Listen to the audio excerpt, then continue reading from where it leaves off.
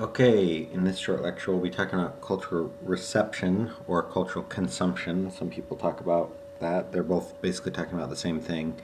Whereas last week of class, we talked about cultural production and sort of the ways to think sociologically about the ways culture is produced. This is literature that's about why people consume the things that they do, consumes the products that are produced.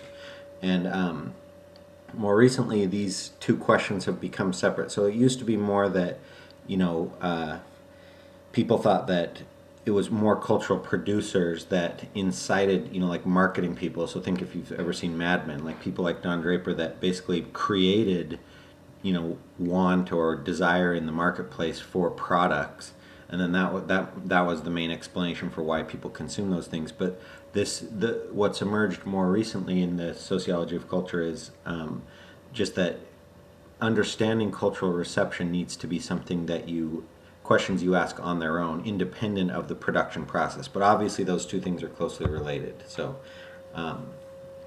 okay, so both of the readings, we don't have any readings yet in the course by Pierre Bourdieu, but Bourdieu is probably the most important cultural theorist in sociology of the past several decades. And he actually died in 2002. He wrote throughout the 60s, 70s, 80s, 90s, even the early. His last book was, I think he died in 2004. His last book was published in like 2002, but maybe that's not quite correct. But anyway, the point is that he's just the most important, in terms of understanding the sociology of culture, Bourdieu is the main guy. And everything has to respond to him.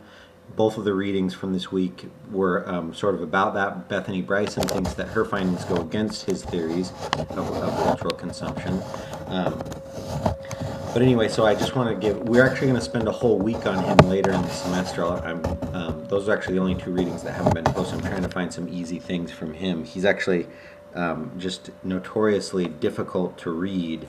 And so that's why the stuff that we're reading about him is more about him than actually stuff that he wrote himself. But just to give you a brief background, three important concepts. I mean, he has this huge sort of lexicon of concepts that are important for understanding his theory. But in terms of understanding his theory of cultural consumption, there's probably these three concepts that are important to understand. The first is a field, and a field is basically just like a social location where things happen. So, I mean, a lot of people think that Howard Becker's Art Worlds is basically the same thing as a field. Okay, so actually Becker, takes some issue with that and wrote about the differences between his theory and Bourdieu's theory. But the idea of an art world in Becker is similar to the idea of an art field in Bourdieu. Okay, but so Bourdieu talks about fields of cultural production, and that would be like movie, like the field, the organizations that make up the field of making movies. That would be its own field, and he also thinks that there's fields in other aspects of life that aren't cultural production, like a field of politics, a field of economic production. Okay, but for this, for what we're learning about here, that's not as important to understand. It's just this idea that there are these social spaces where actors are interacting with each other and they're trying to do things, and that within this enclosed social space, there's kind of rules that arise, and it's really important to understand this concept to get an idea for how he thinks, the social world is produced. Okay, and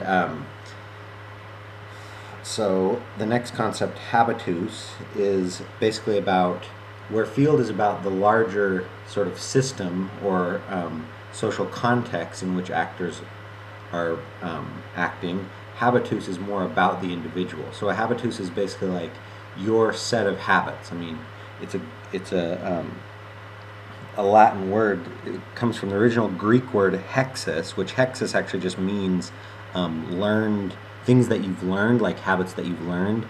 But habitus for Bourdieu is more about things that are deeply instilled within us. So basically, it's like your habits that are so deep you don't really understand that you wouldn't consciously understand that you're doing those things. like the ways that you might react to, like the ways that a upper middle class white person might react in the face of, seeing to like a racist reaction to seeing like two black young men walking towards them, and they might not want to be, have this like racist response, but it's just like so deeply instilled within them. It's like part of their habitus. I mean, that's just one example, but things like cultural consumption choices can become part of habitus, and Bourdieu calls that a taste born of necessity. So basically, he's saying that like the example would be like a lower class person that loves like Franken beans or something like that, like some food that's really cheap. They're they grew to love that food choice out of necessity. That's basically what they can afford. Okay. So both of these things, I mean, I'm not really doing justice to either the depth of both of these concepts. I'm just trying to give a brief overview. But the last thing here, cultural capital, is basically like contrast cultural capital with economic capital. So someone with a lot of economic capital, that just means they're rich, they have a lot of money. Okay. But cultural capital is things that give you a lot of status, they give you a prestige in society, but without money. It doesn't mean you have money. So for an example would be degrees, okay, a college degree, master's degree, PhD, bachelor's degree. All those things are things that are bestowed upon an individual, okay, by a university or institution of higher education, and because that person has that, then that person is more esteemed in society, okay, and that's a sign of the cultural capital that they possess. That's one way to think about cultural capital. It's like these very objective things like degrees or like certifications, things that you can actually say are part of you, okay. But then another part of cultural capital is people's habits and knowledge of culture, okay. So like think about, if you have any friends that are really amazing at, they know so much about movies, and like they always know, the names of actors and can place some obscure actor that they're seeing and then say like, oh yeah, he's also in this and this and this. That kind of knowledge is also a form of cultural capital. So knowledge can be a form of cultural capital, and that's the important thing that we're going to talk about in a second with cultural choices, is that people who are what is called omnivorous, they're omnivores. That means they eat everything. I mean, literally that's what that means, but in terms of artistic consumption choices, it means that they're individuals who like to consume a wide variety of culture. This gives them a cultural capital because it gives them knowledge, so they can talk intelligibly about like rap, but also about like folk music and things like that, and that is a source of prestige and esteem from other people for those individuals. Okay, so let me know if there's anything I can clarify about Bourdieu. Again, we're going to be talking about him, but I need to introduce his stuff because both of the other writings are a lot about him. Okay, so this is his main book. His most important contribution to the sociology of culture. I mean, he has several books, but this is the important one for understanding his sociology of culture, which is called Distinction. And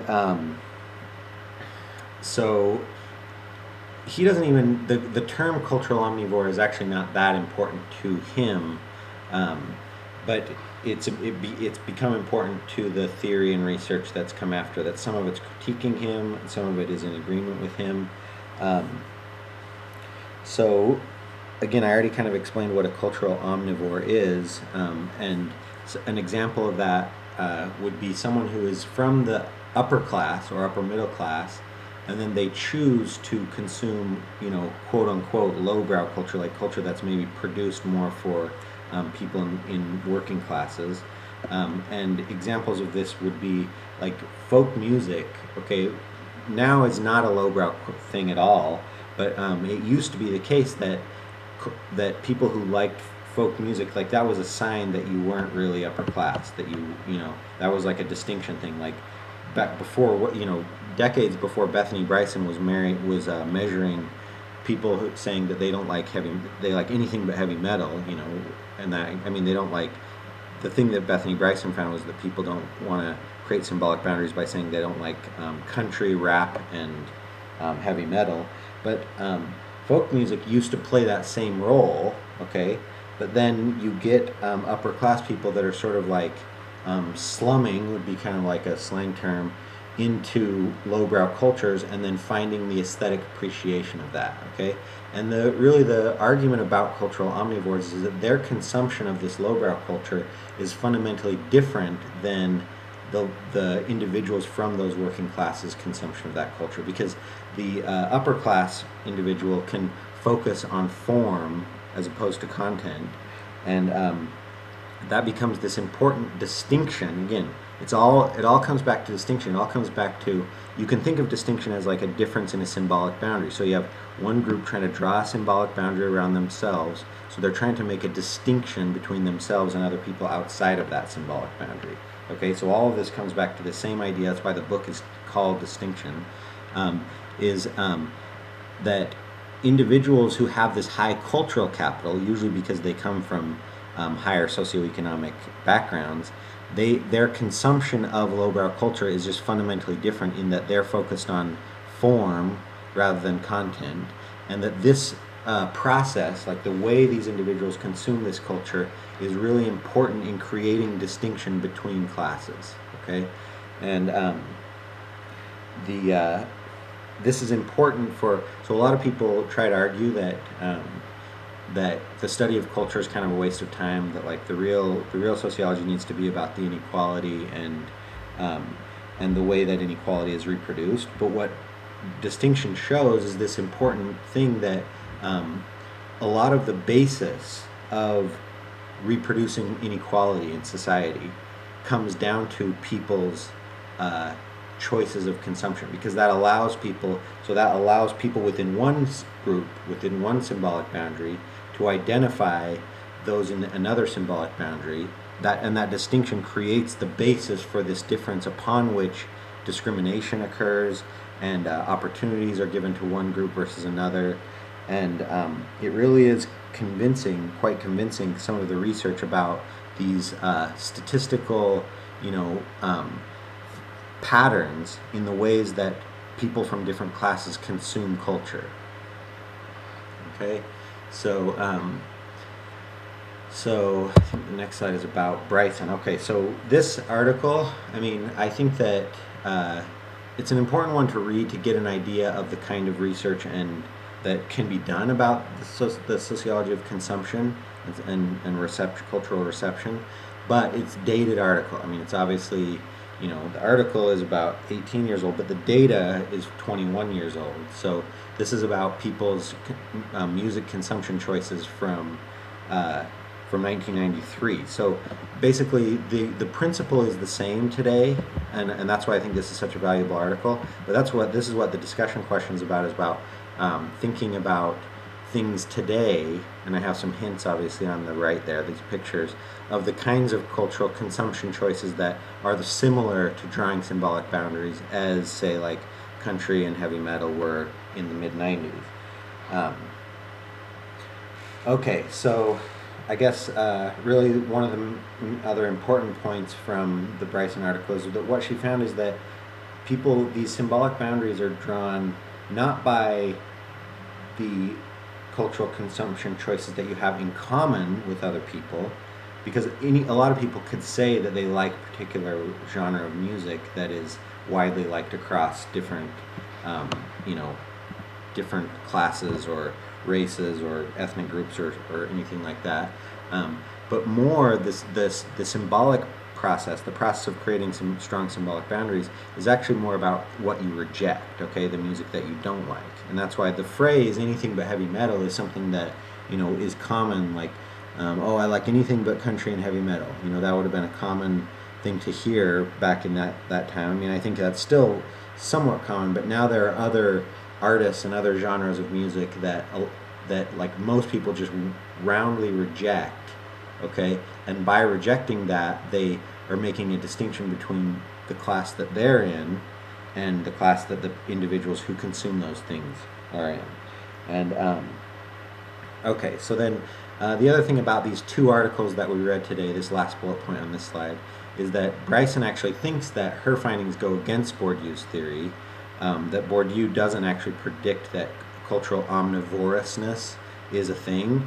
But then the Lizardo and Skiles article, which is more recent, that's like 2008 or 9, which is really more defending Bourdieu. Okay, so the reason I assigned the Lizardo and Skiles article is because it's a really great review of all of this past literature on consumption in the way that it relates to Bourdieu's theory of consumption.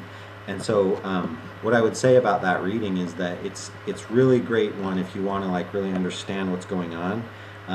But the important thing to really take from it, if you find it to be difficult, the stuff to focus on is the stuff about explaining Bourdieu's theory is, and these ideas of cultural capital and fields of cultural production, and the ways that those cultural consumption choices then reproduce inequality. Okay, and I think that's my last slide. But I do want to say one other thing about that. Okay, another important example. Maybe I'll go to this slide. So maybe this next couple minutes that I'm going to talk are not as relevant to the quiz and the web discussion, but I still want to give an example, this one really powerful example of how Bourdieu's theory works. Okay, so what Bourdieu argues, and this is actually related to his theories on cultural consumption, but also his theories of education. So Bourdieu thinks that the system of higher education in modern societies is a huge important part of reproducing inequality. Okay, and like maybe the just really brief way to explain that is to imagine a different kind of society where all of the prestige and power is purely inherited.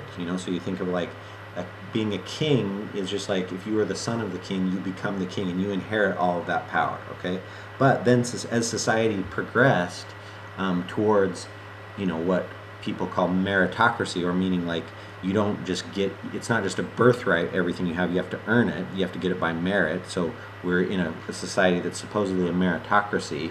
So as we have these ideas about meritocracy emerge, then we have to actually, the people that we give power to, there has to be this belief in their worthiness for that power. Like we have to think that they earned it.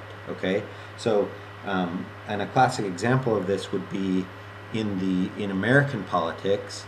Think of like these families of dynasties, like the Bush family. Okay, so you had George Bush Sr., who was president, and then and then later on, even though we don't live in a monarchy where there's kings, and George Bush, the son, wasn't able to inherit his leadership of the country, but he was still able to become president. Okay, and so this is an example of what Bourdieu would identify as the ways in which education and cultural capital, so again, education can be one measure of cultural capital, is part of this reproductive process, because George Bush Sr. could not give his son the throne just by birthright, but what he could do is he could give his son all of the right tools and cultural capital so that he would appear as worthy to receive that power. Okay, I'm not saying that George Bush wasn't worthy. I'm not making a comment on that either way.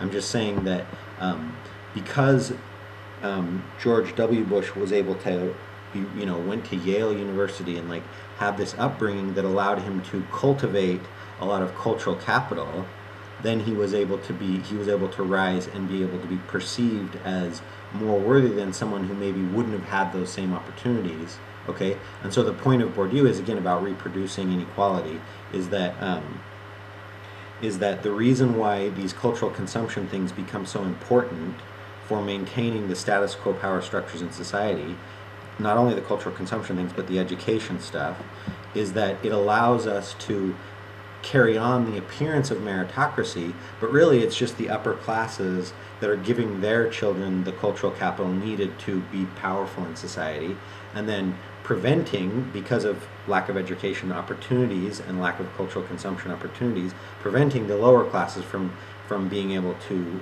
give their children the same kinds of things that will enable them to rise in society. So it really is a powerful theory and understanding.